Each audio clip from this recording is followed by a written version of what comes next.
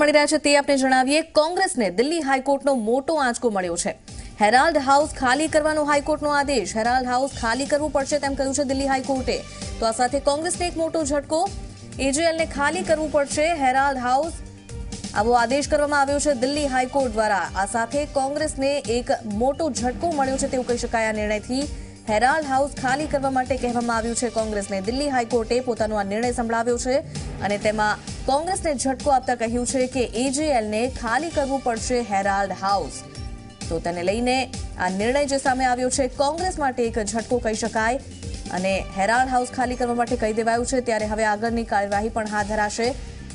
દિલ્હી હાઈકોર્ટે આ નિર્ણય આપ્યો છે। તો દિલ્હી હાઈકોર્ટ તરફથી હાલમાં જ આ નિર્ણય સામે આવ્યો છે। એજેએલને હેરાલ્ડ હાઉસ ખાલી કરવા માટે કહેવાયું છે। તો હેરાલ્ડ હાઉસ કે જે હવે ખાલી કરવું પડશે અને એજેએલને આ માટે આદેશ પણ આપી દેવામાં આવ્યા છે। તો કોંગ્રેસ માટે એક ઝટકા સમાન કહી શકાય આ નિર્ણય। હિતેન જોડાઈ ગયા છે વધુ માહિતી સાથે। હિતેન, જે રીતે હેરાલ્ડ હાઉસને ખાલી કરવાનો આદેશ આપવામાં આવ્યો છે કોંગ્રેસને ઝટકો, શું વધુ વિગત? બિલકુલ, આની પહેલા પણ દિલ્હી હાઈકોર્ટે એક આદેશ આપ્યો હતો કે હેરાલ્ડ હાઉસ 4 અઠવાડિયાની અંદર ખાલી કરવામાં આવે, પણ ક્યાંક ને ક્યાંક કોંગ્રેસે તે ચુકાદાને ડિવિઝનલ બેન્ચ પાસે પડકાર્યો હતો અને હવે ડિવિઝન બેન્ચનો બી નિર્ણય એ જ આવ્યો કે કોંગ્રેસને હેરાલ્ડ હાઉસ જે છે તે હવે ખાલી કરવાનો રહેશે। 4 અઠવાડિયાનો સમય આપવામાં આવ્યો છે ખાલી કરવા માટે। અગર કોંગ્રેસ હવે સુપ્રીમ કોર્ટ જશે તો સુપ્રીમ કોર્ટ ના નિર્ણય બાદ જ કોંગ્રેસને જે છે તે હેરાલ્ડ હાઉસ ખાલી કરવાનું રહેશે। પણ ક્યાંક ને ક્યાંક અત્યારે તો દિલ્હી હાઈકોર્ટે દિલ્હી હાઈકોર્ટની ડિવિઝન બેન્ચે પોતાનો ચુકાદો આપ્યો છે, જેમાં કોંગ્રેસને સૌથી મોટો ઝટકો છે। હેરાલ્ડ હાઉસ ખાલી કરવાનું રહેશે। બિલકુલ હિતેન, અને આ સાથે આખો મામલો શું છે, વિવાદ શું છે તે પણ જણાવશો।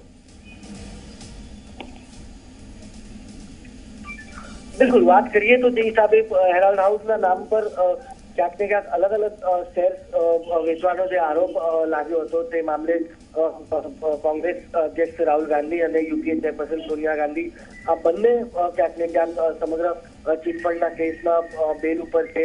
તેને લઈને દિલ્હી હાઈકોર્ટની એક બેન્ચે આ અગાઉ પણ ચુકાદો આપ્યો હતો કે હેરાલ્ડ હાઉસનો ઉપયોગ જે સમગ્ર ચીટફંડની અંદર કરવામાં આવ્યો છે અને એને ખાલી કરી દેવામાં આવે।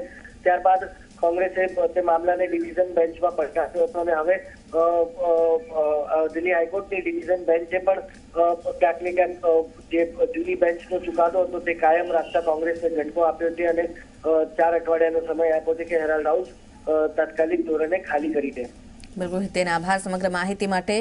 તો હાલ તો એક મોટો ઝટકો કોંગ્રેસ માટે, જો કે આગળ કોંગ્રેસ સુપ્રીમ કોર્ટમાં પણ અપીલ કરી શકે છે અને તેને લઈને અરજી કરી શકે છે। જો કે હાલ પૂરતું તો એક ઝટકો, 4 અઠવાડિયામાં હેરાલ્ડ હાઉસ ખાલી કરવા માટે આદેશ।